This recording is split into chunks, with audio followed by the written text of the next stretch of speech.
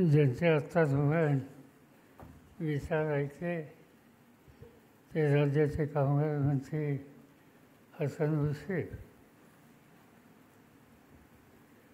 माजी खासदार अशोकराव मोहोळ, संघटनेचे अध्यक्ष प्रदीप गारटकर, राष्ट्रवादी युवक काँग्रेसचे कार्याध्यक्ष रविकांत वरसे, माजी महापौर अंकुशराव तोफे, अंकुशराव काकडे, जिल्हा मध्यवर्ती सहकारी बँकेचे अध्यक्ष प्राध्यापक दुर्राजे, अन्य सगळे सहकारी आणि उपस्थित बंधू भगिनींनो, एका लहानशा पण अतिशय चांगल्या कार्यक्रमाच्या निमित्तानं आज आपण या ठिकाणी एकत्रित आलो.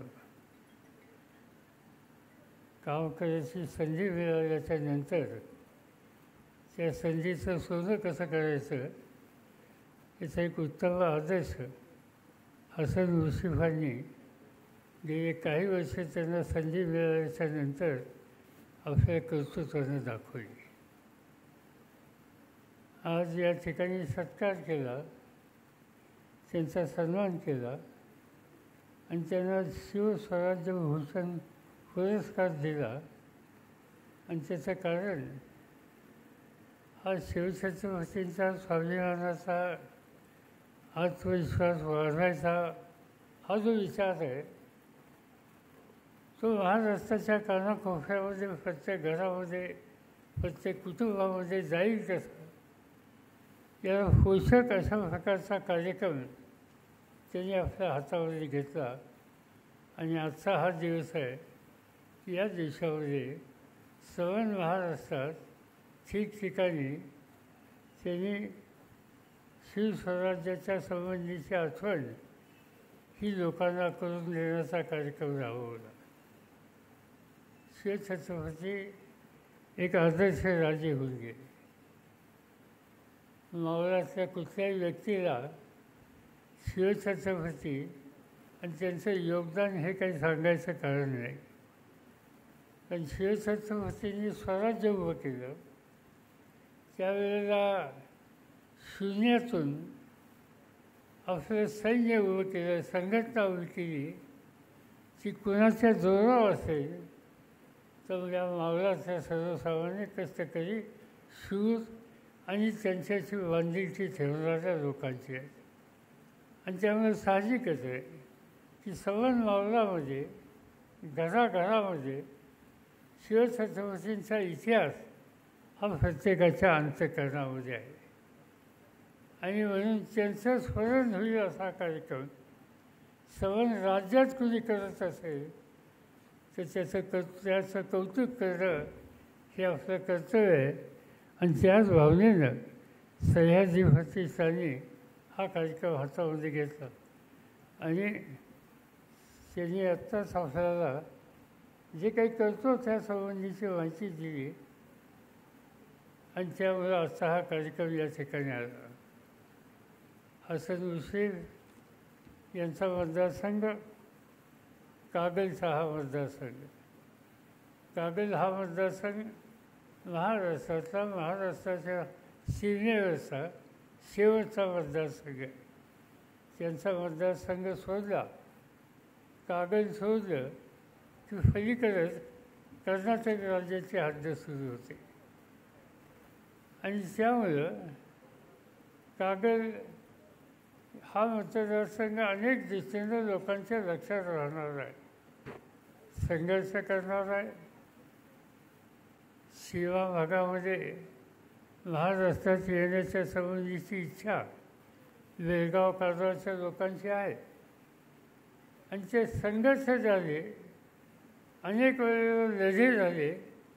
त्या लढ्याची सुरुवात ही कागलच्यापासून होत असते.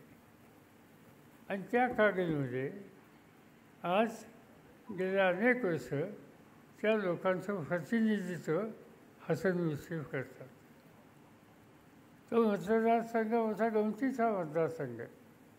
एक काळ असा होता की तिथलं सगळ्यात महत्त्वाचं पीक हे तंबाखू होतं.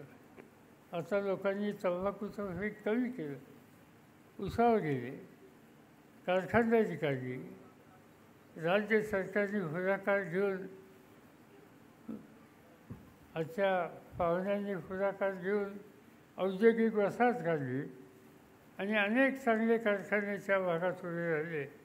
किर्लोस्कर यांच्यासारखे मोठे मोठे कारखानदार त्यांचे कारखान्याच्या ठिकाणी उभे राहिले आणि त्यामुळे कागदचा शहराच्या ठिकाणी बदललेला हा दिसतोय. विकास आणि त्या संबंधीचं योगदान हे अतिशय महत्त्वाचं काम आहे आणि ते योगदान आज ज्यांचा सत्कार तुम्ही केला त्यांनी दिलेलं आहे. पण मला सगळ्यात कौतुक एका गोष्टीचं वाटतं की अजूनही आपल्या समाजामध्ये जात पात धर्म याचा कुठे ना कुठेतरी विचार होत असतो. ज्या कागदमधून हे निवडून येतात त्या कागदमध्ये त्यांच्या समाजाचे त्यांच्या धर्माचे 10% लोक नसतील. 70% लोक हे विविध जाती जमातीचे, कुणी मराठा समाज असेल, कुणी अन्य समाज असेल, या सगळ्या वर्गाचे. आणि त्यांच्या विरुद्ध दरवेळेला जो उमेदवार उभा राहतो तो त्या भागातल्या बहुसंख्य समाजातल्या मोठ्या कुटुंबातला एक जबरदस्त असा माणूस किंवा कार्यकर्ता हा त्यांच्याकडे निवडणूक लढवत असतो. आणि त्यामुळे नेहमी मला सुरुवातीला काळजी वाटायची की आपण हसन मुश्रीफांना निवडणूक लढवा सांगतो आहे, पण मतदारसंघ तर वेगळा. मतदारसंघातला समाज जातीय समीकरण हे एकदम वेगळं. पण ज्या ज्या वेळेला मी त्यांच्या निवडणुकीच्या प्रचारासाठी त्यांच्या मतदारसंघात गेलो आणि समोर बसलेल्या अक्षरशः हजारो लोकांना पाहिलं आणि ते हजारो लोक हे खेड्यापाड्यातनं बहुजन समाजातले आणि स्वतः मुस्लिम ज्या समाजातून येतात त्या समाजातले नसलेले त्या ठिकाणी जमतात आणि त्यांचा पाठिंबा हा बघितल्याच्यानंतर मी बरोबरच्या लोकांना नेहमी सांगत असतो की हसन मुश्रीफांच्या निवडणुकीच्या यशाची चिंता करायची नाही, आता पुढं काय करायचं त्याचा विचार आपण करत राहू. आणि सुदैवानं त्याच्यामध्ये आमचा अंदाज कधी चुकलेला आहे. हे कसं घडलं आणि हे कसं घडलं त्याचं उत्तर त्यांनी आत्ताच्या भाषणात दिलं. आत्ताच्या भाषणामध्ये त्यांनी सांगितलं की सत्ता हातावर आली, पण ती सत्ता आणि तिचा उपयोग शेवटच्या माणसाच्या कुटुंबातल्या घटकांना व्हायला पाहिजे ही काळजी त्यांनी घेतली. आज मला एक असा अंदाज सांगा की मतदारसंघात कुणी माणूस आजारी पडला की त्या माणसाला मतदारसंघातून आपल्या गाडीतून मुंबईला आणायचं, आपल्या घरी न्यायचं, तिथं व्यवस्था करायची, तिथून हॉस्पिटलवर न्यायचं, ऑपरेशन किंवा इलाज जो काय असेल त्याची व्यवस्था करायची. ती झाल्याच्या नंतर पुन्हा आपल्या घरी आणून ठेवायचं आणि नंतर ठीक झाल्यावर पुन्हा आपल्या गाडीने घरापर्यंत पोचवायचं. आणि हे काम एकट्या दुकट्याचं नाही तर अक्षरशः हजारो पेशंट त्यांनी योग्य रस्त्यावर आणण्याच्या संबंधीची कामगिरी केली. ही काही लहान गोष्ट नाही. आता हे काम त्यांनी सांगितलं तिथे झालं मतदारसंघामध्ये. पण राज्य सरकार म्हणून त्यांना अधिकार मिळाल्यावर त्या अधिकाराचा उपयोग कसा करायचा. आत्ता बोलता बोलता त्यांनी सांगितलं की बांधकाम कामगार प्रत्येक गावामध्ये काही ना तरी बांधकामाचं काम असतं. ते बांधकाम काम करणारे कोणतेही मजूर असतात आणि त्या मजुरांना बांधकामाचं काम संपल्यावर कुणी त्यांच्या जीवनामध्ये काही स्थिरता आहे असं नसतं. गवंडी काम करणारा हा वर्ग कधी कोणाच्या डोक्यात आमच्या आलं नाही की या सगळ्या लोकांना संघटित करावं, त्यांची एक यंत्रणा करावी, त्याचं ओढ करावं. त्या प्रत्येक गवंडी काम करणाऱ्या माणसाला त्या ठिकाणी नोंदणी करायचं सांगावं. नोंदणी केल्याच्या नंतर ज्याचं बांधकाम करतात त्यातलं काही टक्केवारी रक्कम सरकारकडे जमा करावी आणि त्यातनं फंड जो होईल त्याच्यातून या सगळ्या कामगारांना नंतरच्या काळामध्ये उजिएटीची मदत करण्याच्या बद्दलची काळजी घ्यावी.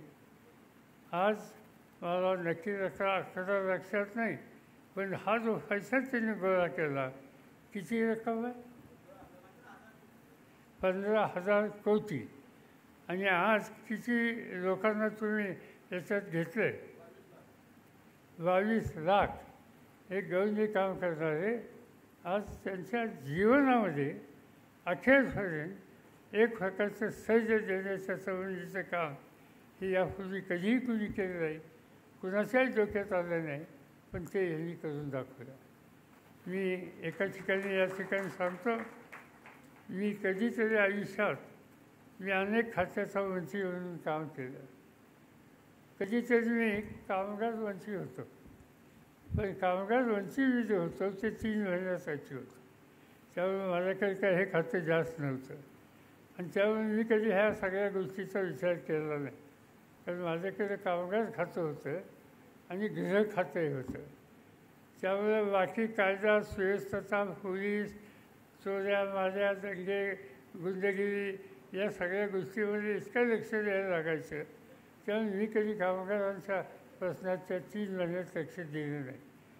पण जे काही कमतरता आमच्याकडे राहिली ती कुणीतरी वजून काढली पाहिजे, ही भूमिका मुन्सिफांनी घेतली आणि त्यांनी या संबंधीचं काम करून दाखवले.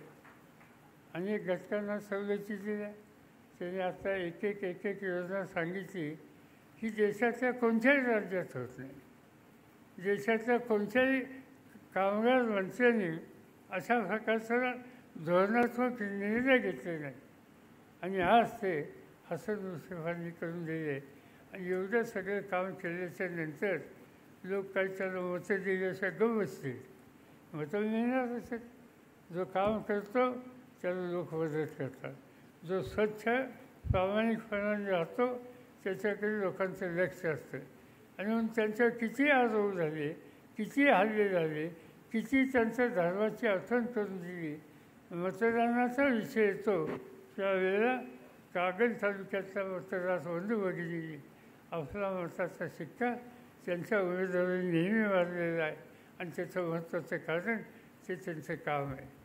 आणि म्हणून असं काम करणारा आणि शिवछत्रपतींचा आदर्श नजरेसमोर ठेवणारा, त्याप्रमाणे कृती करणारा असा आमचा एक सहकारी. आज मला आनंद आहे की सह्याद्री प्रतिष्ठाननी त्याच्यात लक्ष घातलं, चांगलं काम करणाऱ्यांचा सन्मान या ठिकाणी केला आणि इतर लोकप्रतिनिधींनासुद्धा या पद्धतीनं काम करणाऱ्यांची नोंद ही समाज घेत असतो हे या ठिकाणी सांगितलं गेलं. मग रविकांत बर्फेंचं भाषण असेल किंवा सुरुवातीला अनिल पवार यांचं भाषण असेल किंवा बाकीच्या सगळ्या सहकाऱ्यांची भूमिका असेल, ती या सगळ्या गोष्टीला एक प्रकारचं प्रोत्साहन देण्याच्यासाठी उपयुक्त आहे. आणि मी त्या सगळ्यांना मनापासून धन्यवाद देतो. त्यांनी एका चांगल्या काम करण्याचा सन्मान केला याचा मला स्वतःला मनापासूनचा आनंद आहे. आणि याच पद्धतीनं आज सह्याद्री प्रतिष्ठान अनेक प्रकारची विधायक कामं हातामध्ये घेऊन त्या कामात लक्ष देऊन त्याची अंमलबजावणी करतात. हे काम तुम्ही करत राहा. माझी खात्री आहे की लोक तुम्हाला मनापासून पाठिंबा दिल्याशिवाय राहणार नाहीत. एवढंच या ठिकाणी सांगतो आणि माझे 2 शब्द संपतात.